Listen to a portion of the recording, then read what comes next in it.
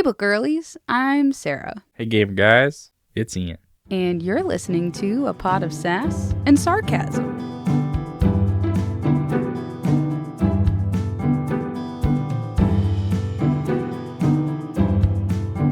So, I promise Ian is not just perpetually sick, because I do have to point out that for the last... 4 episodes now? I want to say it's the last 4 episodes of last season. You sounded sick. I don't think you were technically sick for a couple of them, but like you were still kind of getting better. And then in the very last one, I sounded sick and you sounded fine, I guess. But like, and now you sound sick again. And that's maybe my fault a little bit, but it's also your fault because... No. I refuse to take onus. Onus? Onus. What is onus? Ownership. I don't like that. You're like right at the edge. Here, let me give you some more room to play with. Okay, well, see, here's what happened. Unfortunately, I think we need to tell our listeners the unfortunate news. Yeah. So, the beloved shitty hedgehog, Snoop Hogg, who kept ruining a lot of our recordings because he's a little shit, he passed the other day. The reason that is relevant is just that because we were able to move his cage out of my office. Mm-hmm. And so then I now set up a different chair. And so I'm now sitting much further away from where I used to sit because of the way that the room had been set up because of where his cage was. You also rearranged on top of it. So you're further back now as well. That's what I literally just said. But it's not because of the cage. It's because you moved the keyboard. Mm-hmm. And I was only able to move the keyboard because I moved the cage. And I'm sitting in a different chair so that I don't have to like scooch around every 2 seconds because the other chair I was sitting in was hella uncomfortable. I imagine that most of my reading errors from previous episodes was just because I was uncomfortable. All right, I'm going to hold you to that. No, I can't read. It's fine. I don't know. We'll see. We'll see how this goes. So, yeah, I do think that we should give our listeners a moment. He was an old hedgehog, by the way. I had him for 2-3 years, something like that. And they only lived to be about 5. And I got him from a coworker who had him for like 2 years. So, like, he was old. Whenever we would have people come over, they're like, oh, can I hold him? And I'm like, I guess, but he's going to bite you and then shit in your hand. Like, and he would do the little thing that dogs do. You know, like when dogs grab onto a toy, they'll just like shake their heads and stuff. He would do that when he would bite people. Like, he was mean.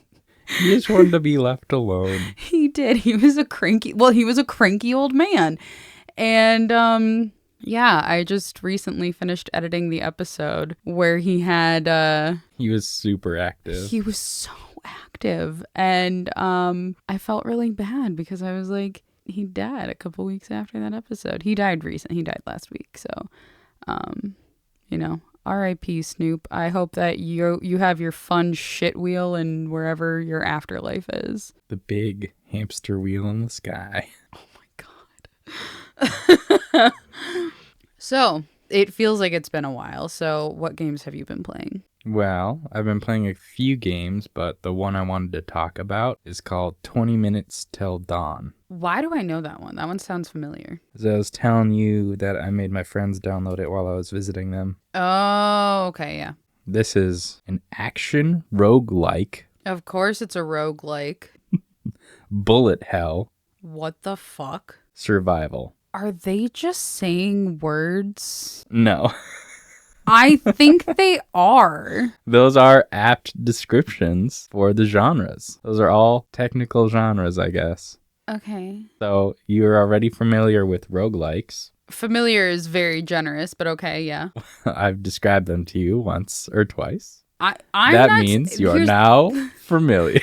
I was going to say, I am not saying that you haven't talked about them. My familiarity with, I know that they exist. Is that good enough? Or am I supposed to remember what it means? I'll briefly hit it again. All right. 20 Minutes Till Dawn is a really good example of what a roguelike is, because each session, each time you play the game, the maximum amount of time it can take is 20 minutes, hence the name 20 Minutes Till Dawn. You are essentially trying to survive for a full 20 minutes, and in that time period, you're trying to evade a bunch of enemies. They get progressively harder to kill, and there's more of them. And then throughout the time period, you periodically get upgrades that are randomized. So each run can be different. You can attempt to build the same character out every time to try to get some key effects, but you might not get those effects because it's a chance. It's very fun and it's for short periods of time, so you don't get really invested in it. So what's the premise of this game? Like, you're trying to survive till dawn. You've got 20 minutes to do so. There's enemies that are coming at you, but like, where are we? Are we on Earth? No, I have no idea. We are either in forest, temple. Oh shoot, I forgot the third one. The scary place. Hell? Well, in the forest, you got tiny little Cthulhu monsters coming after you and eyeballs with wings, and then occasionally guys that explode. In temple, it's cultists. Of course. Little bats with wings. Nigel? And lots of explodey guys, and then big explodey guys. Can I just point out that you said little bats with wings, as if bats don't normally have wings, but they do. Okay, fine. Giant bats. If you were about to say with wings, which is the part that I had issue with. That have tiny wings. Oh, big bats with tiny wings. That's funny. Which are also just giant eyeballs. With bat wings? Is that what it is? Yeah. Okay. And then the third place is jack-o'-lanterns Mm. and eyeballs with wings. No bats with wings? Eyeballs with bat wings. And that's the setting. It reminds me, it's not actually like this, but you know those like really creepy games that people play? Like, I don't know what most of them are called, but there's like one where you're supposed to have like a scarecrow or whatever, which I'm like, whomst amongst us has a fucking scarecrow? But anyways, like, they're like almost like ghost stories. I don't know how to explain them, but like they're like these like games that are paranormal and creepy and weird. There's like one that's called like the Three Kings or something like that. You have to go through certain steps and survive until a certain time. Usually it's like midnight, or in one case it's like dawn. And like with the weird scarecrow story, it's like you have to like say the magic words or whatever at a certain time. Then you have to go through the house and close anything that could be opened. So that could be like doors, windows, boxes, books, you know, anything that could be considered open, you have to go through and close. And you're not allowed to look out the windows when you go through and do it and do all this kind of stuff. And like, so you go through, you close everything. And if you do it before dawn, I think, then you get granted like a wish or some kind of stuff. But if you fail, the scarecrow kills you or something like that. The name of this game sounds like one of those games, like those paranormal games. But do you know what I'm talking about when I'm saying these paranormal games? Or are you like, what the fuck? I mean, I'm vaguely aware of all the paranormal horror games.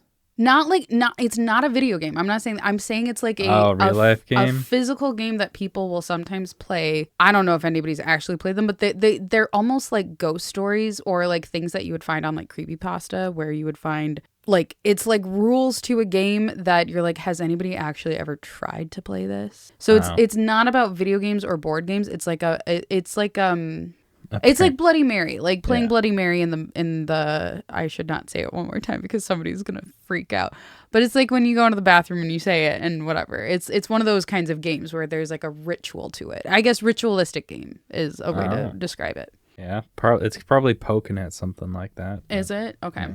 Do you want to get into the book? Yeah. Okay, so this season we are reading Dreadful by Caitlin Rozakis, which is described as a comedic fantasy novel. I'm excited for this one.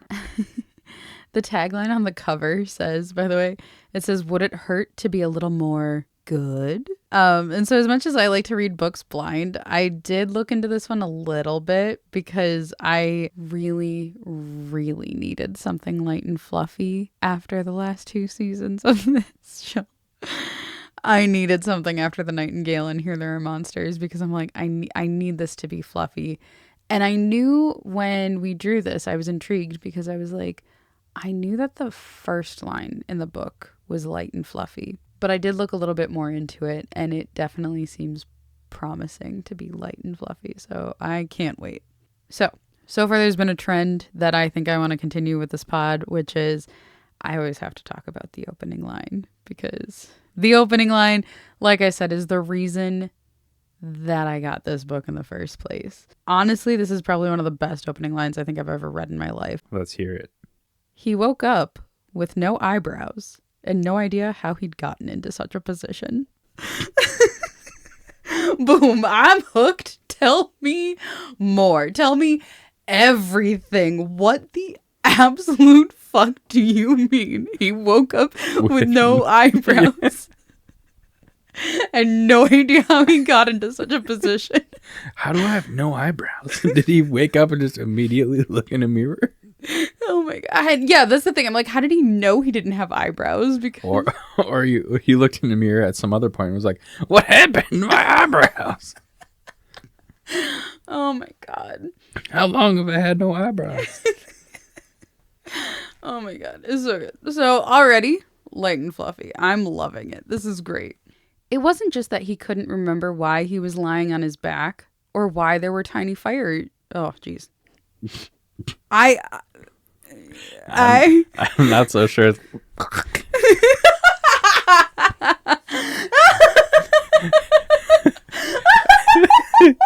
Never mind. I guess I won't make fun of you.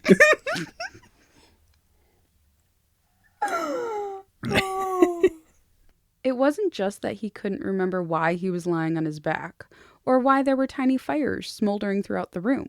He couldn't remember the room or who he was. The realization did not hit him so much as politely tap him on the shoulder, having waited patiently for him to stop being distracted by the mess. He lost his breath at the thought. How could you forget who you were? If you had forgotten, how could you fail to notice that simple fact? But then, how often did you think about it? He couldn't remember when he'd last informed himself of his own name, but then he couldn't remember much of anything. He would have to ask the next person he saw. Someone knocked on the door. He immediately abandoned any resolutions of asking anyone anything.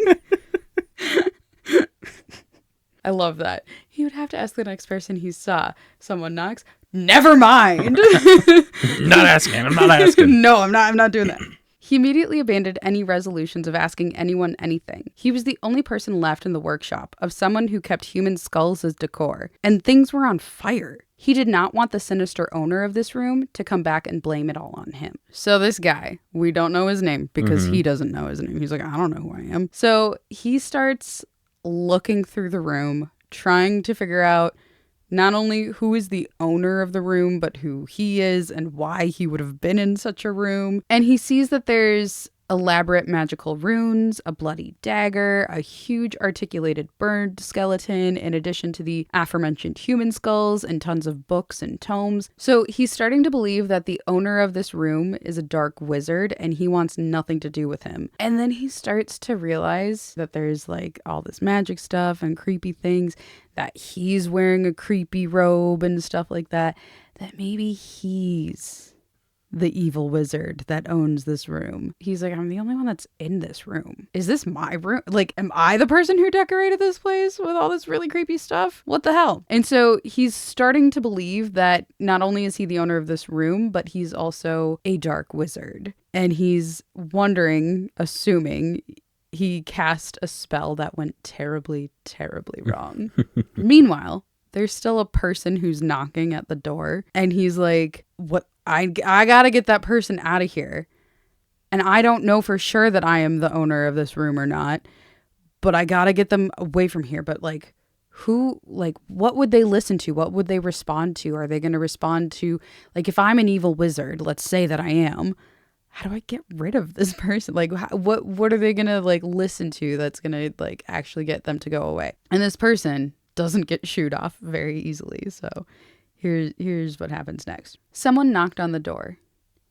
If he stayed very, very still, maybe they would go away. Very slowly, and with great deliberation, the bird skeleton collapsed. The main mass, its mount weakened by whatever had removed his eyebrows and his memory, slammed into the floor before his outstretched hands. The resulting crash scraped his nerves and echoed through the workshop. Some of the bones bounced free and toppled down the bookshelf with musical little plinks. He scrambled after them, as if somehow, if he could just make the sound stop happening, whoever was outside the door would overlook the first big crash. There was a long silence. Someone knocked again. "My lord." The voice was scratchy, accented as if the words didn't quite fit right in the owner's mouth. "Need the firefighting team?" Oh. He probably should try to put out all those little fires before something bigger caught, but letting the team in would reveal that their lord was not here, and then they would want to know who he was, and then a great number of very uncomfortable questions he did not have the answers to would result. What would this lord of theirs sound like? Evil, clearly. He tried to make his voice sound deeper, keep it short. "Everything's fine." He looked around frantically.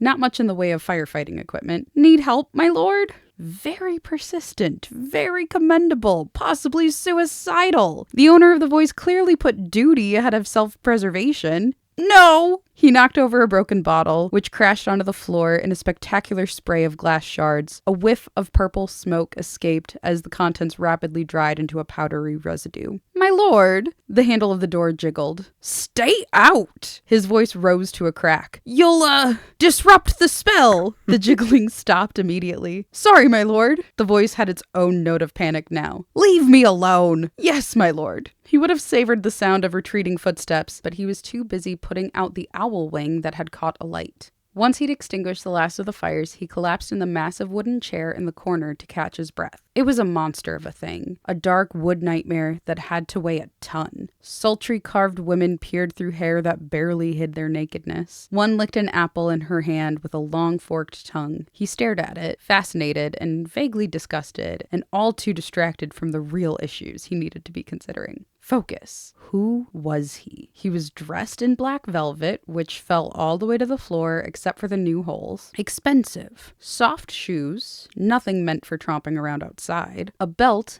made of small silver panels linked together, which felt rather like it had been made several years' worth of beer and cakes earlier. The sleeves were a lost cause, shredded and singed, the remnants trailing impractically. It all gave him a rather sinking feeling in the pit of his stomach. An enormous mirror, as wide as his outstretched arms and half his height, loomed from an ornate stand bolted to the floor a couple inches away from the wall. A sheer piece of black fabric hung over the top, completely covering the glass. He forced himself to his feet. Taking a deep breath, he pulled the cloth free. No shock of recognition. The middle-aged face that looked back at him was not remotely familiar. Pale white skin, dark hair, a rather sinister goatee. The look was ruined a bit by the jowl that started to appear around his chin, and the soot, and the lack of eyebrows. I was just waiting for that.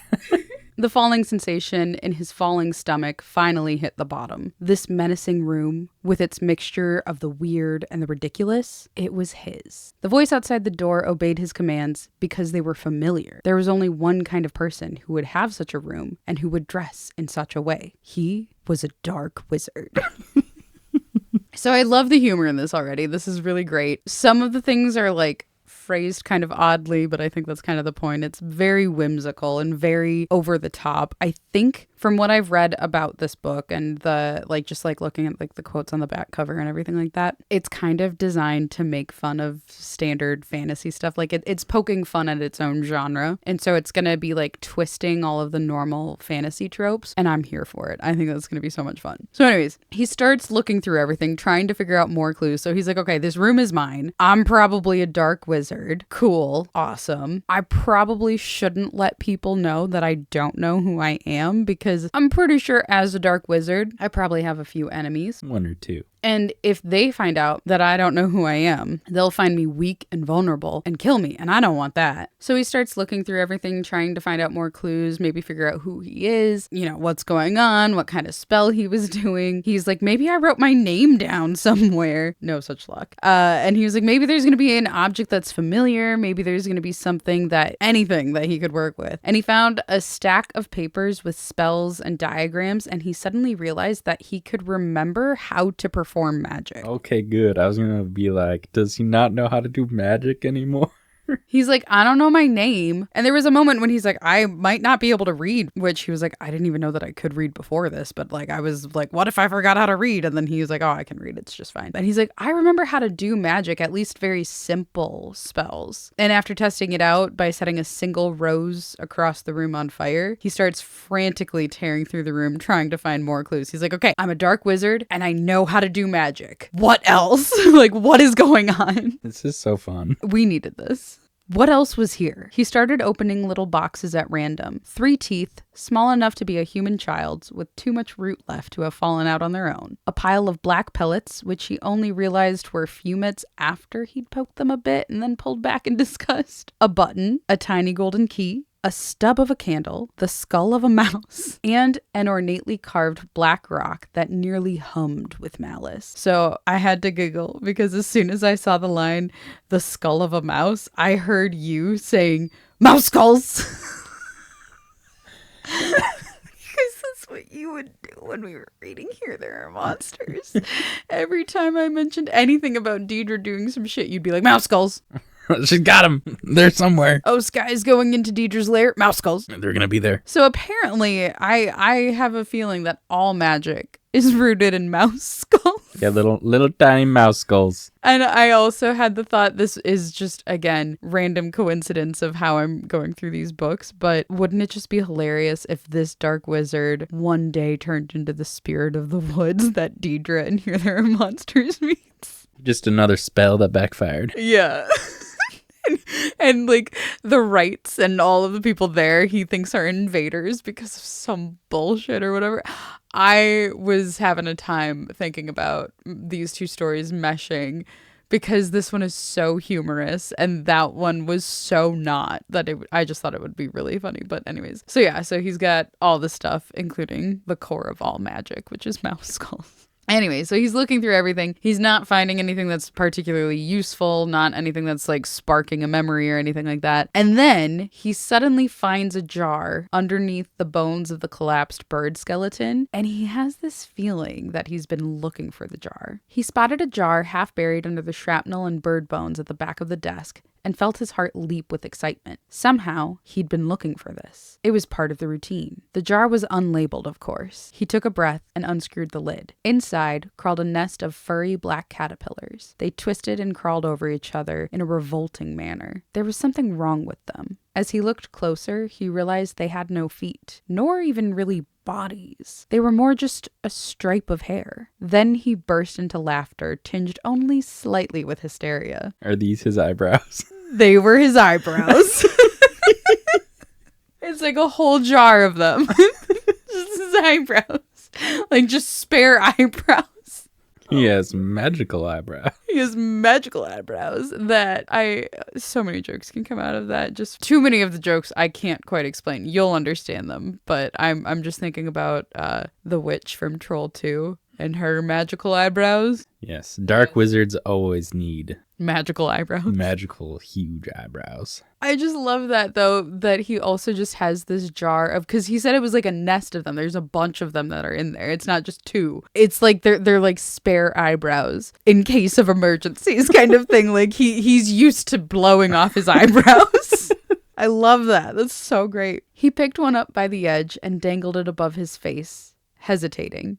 It twisted and yearned toward his forehead. He swallowed and laid it on the skin. It crawled across his face and then sunk tiny claws in. He cursed involuntarily. Then he grabbed another eyebrow, gritting his teeth. It was no less painful, but at least less surprising. He looked in the mirror to check his work. He looked a good deal less goofy and more saturnine with eyebrows firmly in place. There was nothing to be done about the fat around his chin, at least without a rather more involved spell. His stomach rumbled. He wondered what his past self did to get a decent meal. He was thirsty too, which was a more pressing matter. And eventually he was going to want some clothes that weren't shredded, and maybe a bath, and a few other needs that were gradually making themselves more apparent. He couldn't stay in this windowless room forever. There was just one door. He pressed his ear against it. Someone was humming softly and badly out of tune. The owner of the scratchy voice, perhaps? He couldn't let anyone know that there was a problem. His memory might return at any moment. He was certain that any plans he might have had would be thoroughly ruined by any admission of weakness. He owed himself that, not to destroy whatever it was he had been working on, not to mention the potential consequences if it became known. Rivals, apprentices, he might even have a nemesis or two. Dark wizards weren't known for their friendly relations, he was certain. So after some more hemming and hawing, trying to figure out how a dark wizard might behave so as not to raise too much suspicion, he eventually opens the door, and at first he doesn't see anyone, but then someone in the area starts talking to him, and he looks down, and there's a goblin in ill-fitting armor standing at attention. He introduces himself as the new captain of the guard, which raises the question of what happened to the old captain of the guard. The goblin offers the firefighting department again, but our anonymous dark wizard guy says, "No, just keep guarding, thanks." And so he starts wandering down the hall, trying not to look as aimless as he felt, and then he ran into a steward, and immediately he finds this steward to be super shady. But then again, he's a dark wizard. He's gonna keep some shady company, but he's like, I don't like this guy. I've spent 2 seconds talking to him and I don't like him. And the steward reports that the princess is in a more agreeable mood and has ceased her demands. And apparently now she only cries in the corner of her cell, as per the goblin's report.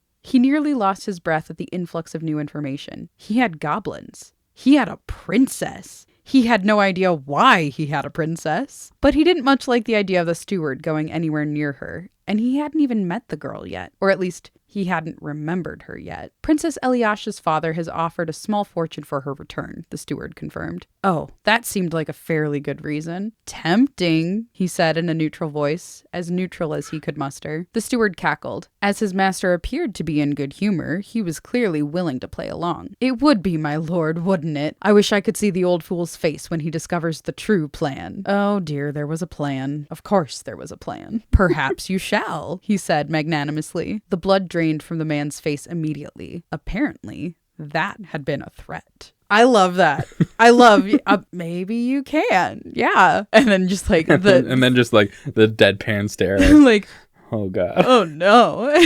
So he tries to play it off as if he was joking and was like, "Don't worry, I still have use for you. Don't worry about that." And then he tells the steward to lead the way to his chambers so that he can change before visiting the princess. And the steward is like, "Why do I have to walk in front?" And like he seems to be very uncomfortable with the idea of our anonymous dark wizard guy standing behind him, which he's like, "I don't know how I would feel about the steward standing behind me, so I guess the feeling's mutual," you know? Like, that only strengthens our anonymous dark wizard guy, his resolution to not give away that he lost his memory. He's like, "I bet given half a chance this guy would try to kill me because he seems kind of afraid of me and kind of, you know, like if he knew that I was weak, he would definitely take that chance." He wants to be Lord of the Tower. Yeah. So he's also getting kind of frustrated as he's, you know, walking through the halls trying to find, you know, what's going on. And he's still not remembering who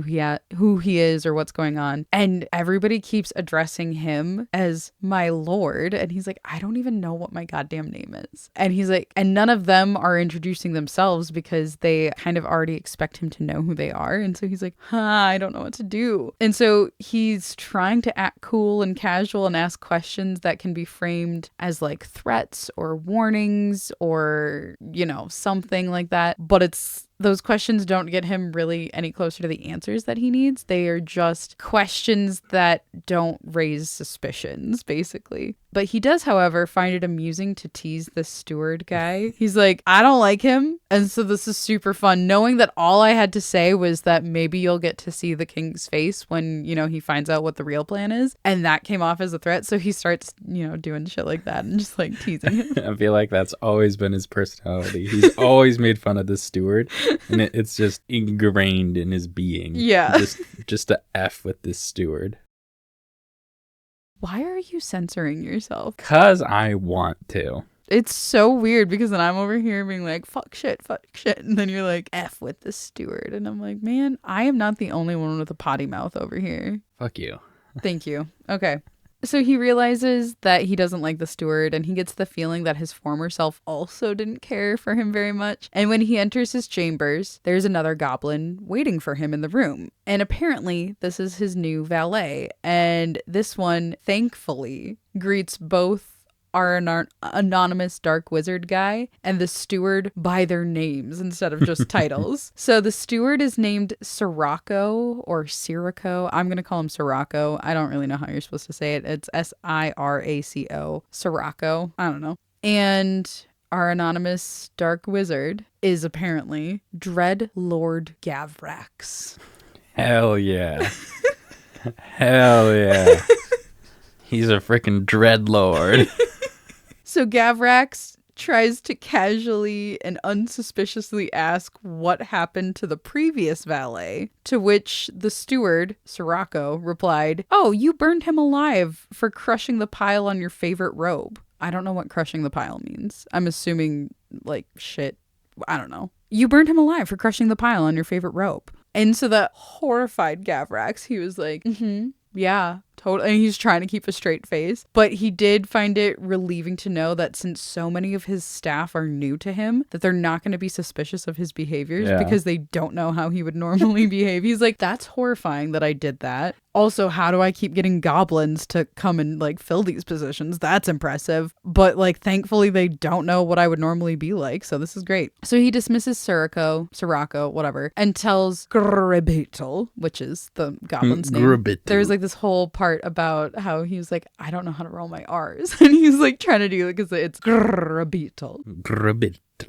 To fetch him some new clothes because he wants to go and, you know, say hi to the princess. And he starts thinking about who he is, who he must be to live in such a gaudy place, and to have goblin servants who are terrified of him, and to have a princess locked up in a dungeon, and to have so much ugly furniture with naked women carved into the posts, because in his bedroom he sees that the bedposts also have naked women. He's like, what the fuck is this? This is so... I think the word he used was tacky, and I honestly can't think of the word tacky without thinking of the New Jersey accent of, oh, I would have called it tacky if it weren't for the, you know, whatever. And yeah, so he's like, this is so tacky. Who the hell made these design decisions? He's like, wait, I probably made these design decisions. Fuck. And he's starting to think that even the name Gavrax sounds made up, and he can't imagine that like any mother would choose that name for her child. And he's like, but I could see somebody decorating this room choosing the name Gavrax. Yeah.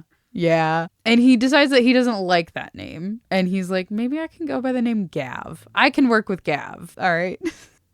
Well, I have a princess to visit, but this certainly won't do. He held up the tattered sleeves. He had his doubts about the suitability of the goblin creature for this job, but he didn't know where his own clothes were, so it was worth a try. Sirocco hovered. Did the man not have anything better to do? You may go, Gav said, making a motion that came out somewhat less like a lordly dismissal and more like a shoo. He'd have to practice in private. Sirocco took himself out, at least leaving him trapped in a room with a valet who believed he was one wrong step away from incineration. It was surprisingly awkward. The goblin busied himself with the wardrobe. What was he supposed to be doing while he waited? The only mercy was that the valet didn't know what he usually did either. He unbolted the shutters and threw them open. The hinges squealed, unaccustomed to the mistreatment. The warm rays of the setting sun poured in, making the decor look all the more tawdry. The bedroom lay in a corner of a small castle. From what he could see, it seemed to be a squat keep of dark gray stone with a modest courtyard surrounded by a stone wall.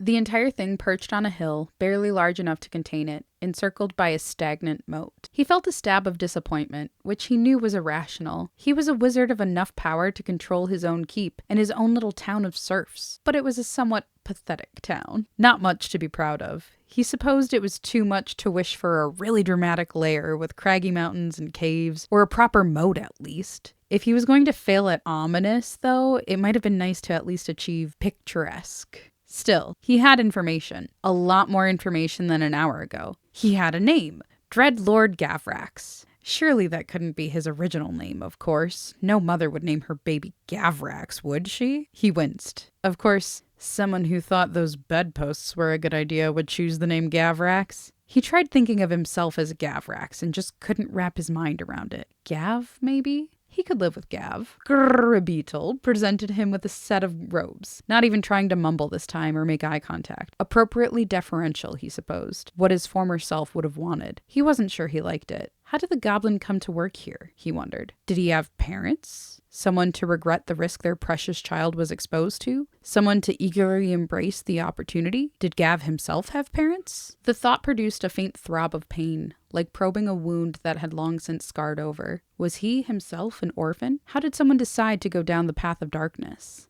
Thoughts for later, when he was wearing clothes. So, eventually, Gav goes down to the dungeons to pay Princess Eliasha a visit and maybe to piece together this plan of his. Yeah. Maybe he's going in there a little bit out of curiosity, maybe out of boredom. Who really knows? He's just, going through the motions, trying not to seem suspicious. And when he walks into her cell, first and foremost, he's like, oh my God, she is gorgeous. He's like, oh my God, she's so hot. And he's like, again, he's like this middle-aged man. He's got like these jowls forming and stuff like that. He has his eyebrows though, so he's fine. He's like, oh my gosh, she's so pretty. And then he's like, okay, I don't know what I'm doing. I don't know what the hell my plan was for you. So like, I was hoping maybe seeing you would have like sprout them. I don't know. And so when he walks in, she asks him if he's come to gloat some more. And he says no. And instead he invites her to dinner, which she of course outright refuses. Oh.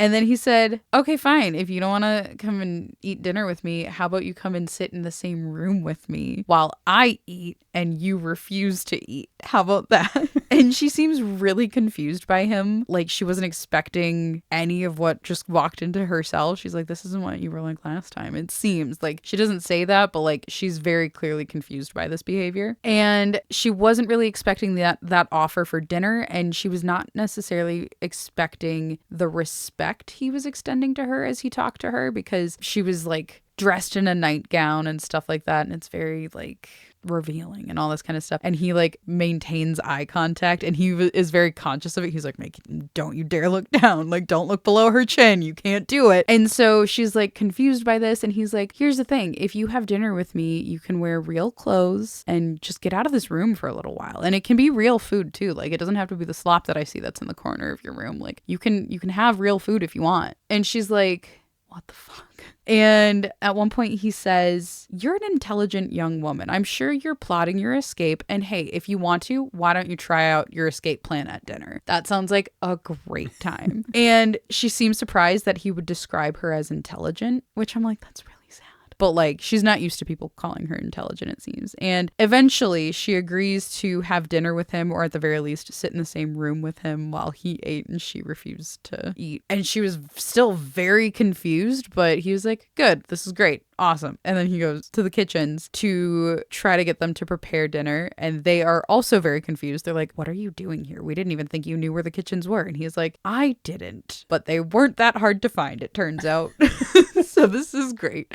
And they're like, are you sure you're not lost? And he's like, I probably am. I don't know what the hell is going on. And he's like, can you just make something nice for dinner? And they're like, what do you mean? And he's like, something the princess might want to eat. Okay. Do you want to eat it? Yeah. Something that I might want to eat and the princess might want to eat. Can you do that? And they're like, I guess.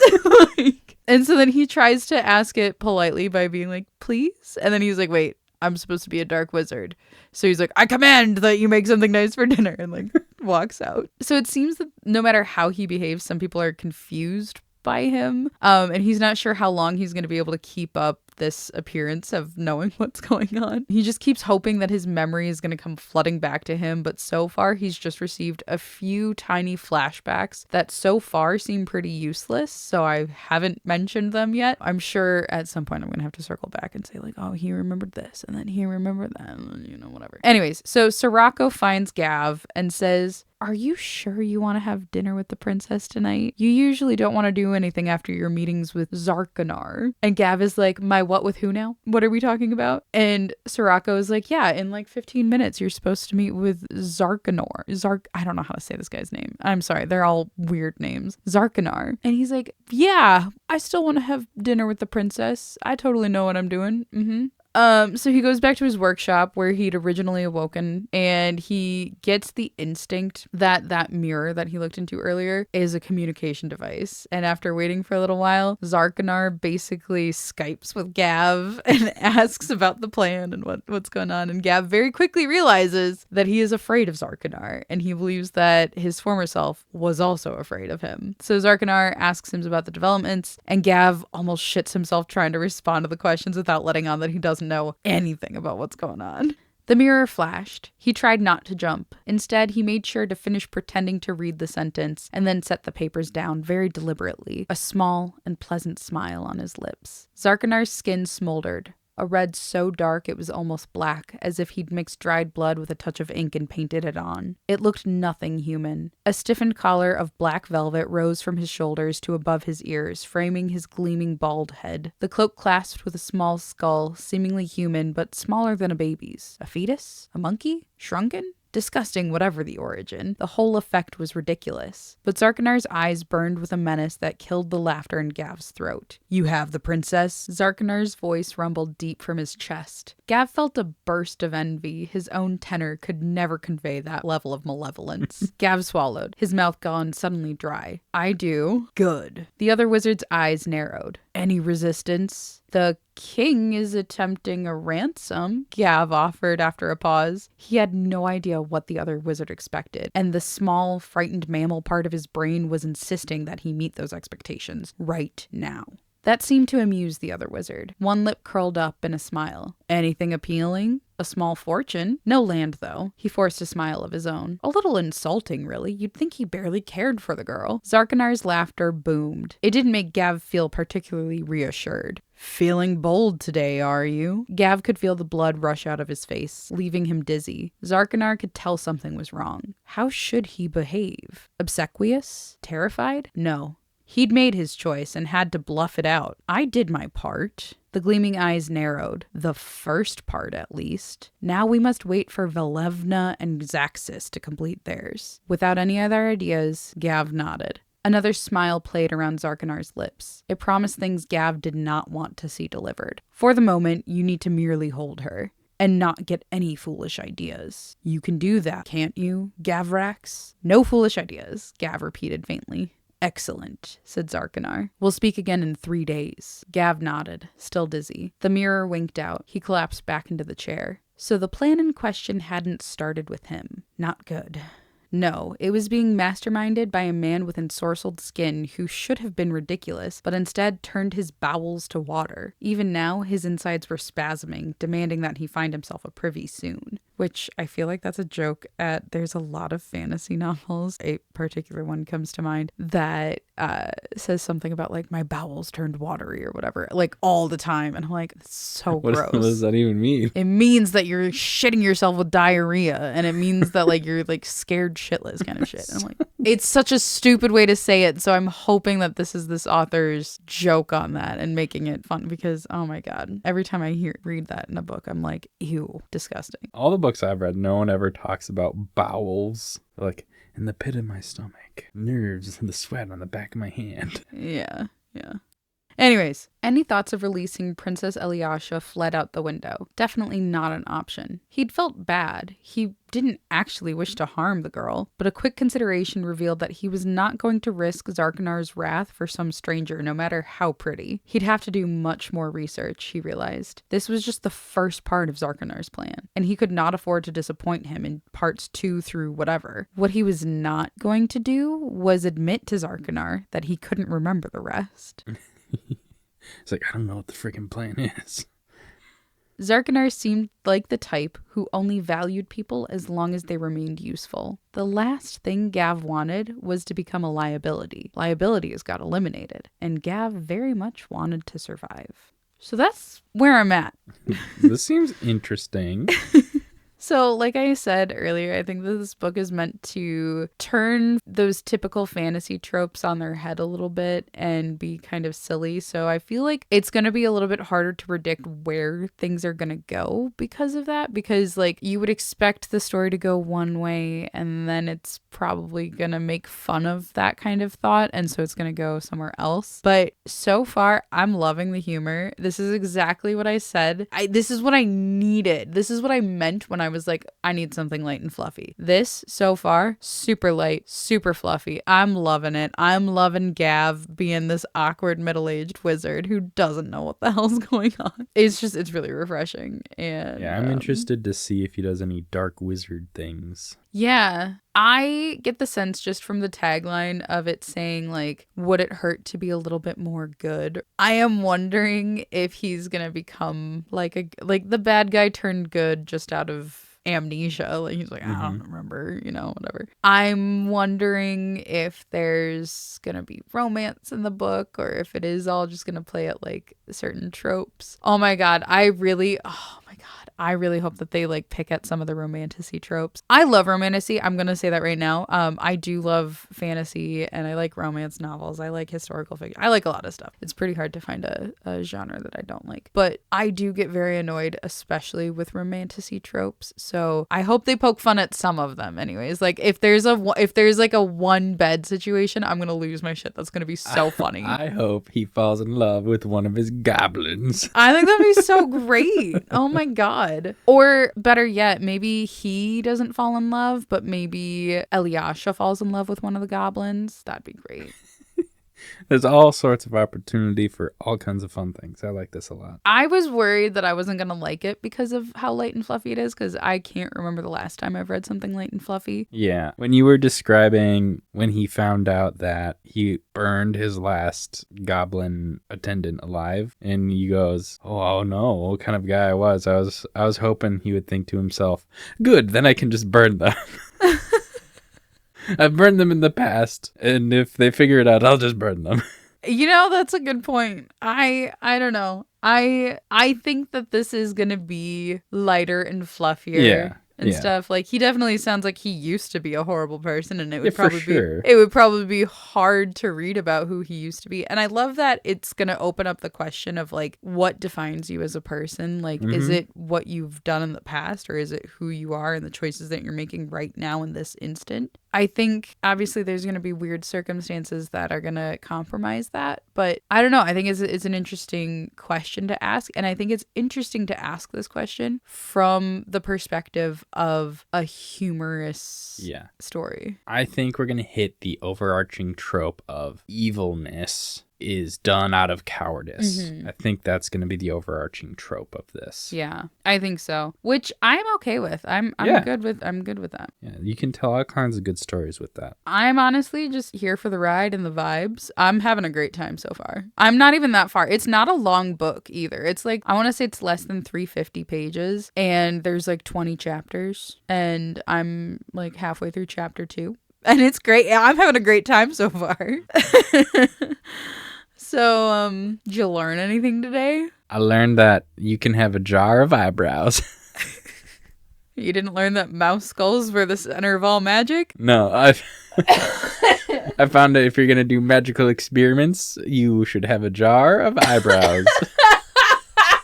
Just on hand. I love that. Oh my god, that scene cracked me up so much. He's like, my eyebrows! How did I was looking for this jar. I just knew that I was looking for this jar. What the hell are these? Oh my god! They're eyebrows. Okay, the other thing about that scene, I was just picturing him like picking out like mismatched ones. Like, I was imagining that like there was like some that do like some really crazy like shapes or whatever. And I was so hoping that they didn't match. I wanted one to be like big and fuzzy and the other one to be like one of those like pencil line eyebrows and stuff like that.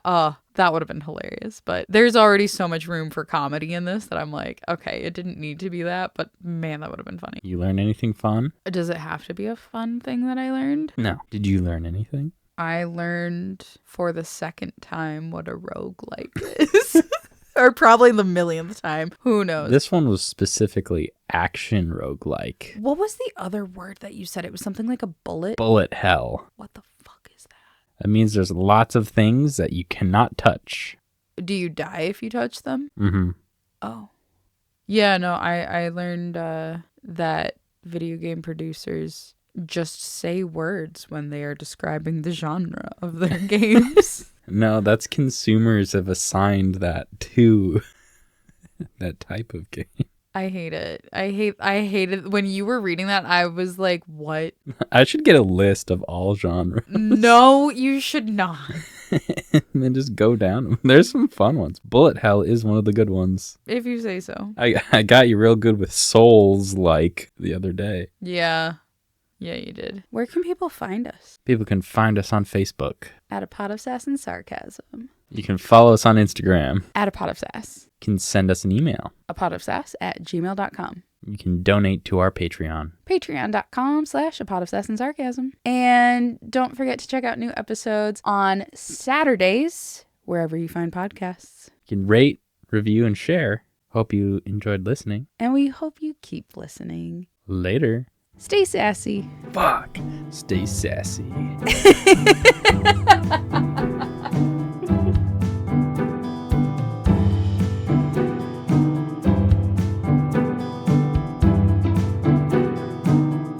Stay as sassy as Gavrax's eyebrows. Gravlax. Gravlax? Crablax.